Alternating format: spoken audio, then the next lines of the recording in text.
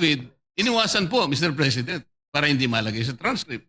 Pagkatapos ikakatwiran po ninyo, eh kung nasa transcript, di sana, pinatawag ko. Baligtad po ang ginawa ninyo, Mr. President. Katulad din po sa 30, Nara Straits of South Ports. Ilan po yung binanggit ng mga tao doon? Yan. Hindi ko po sinasabing totoo yun, pero for purposes of the inquiry and investigation, kung talagang ganun, kalawak ang inyong pananaw. Dahil pati nga po yung pagpunta ni Gutesa, pati CCTV po pinakita ninyo.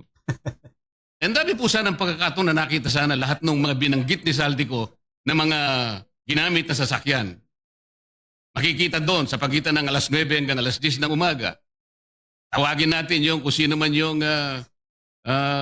security agency doon. Yun talaga dapat ang ginawa eh. Wala eh. Pero hindi po ninyo ginawa.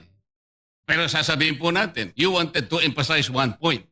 Kung nasaan ang ebidensya, ay talagang pupuntahan natin.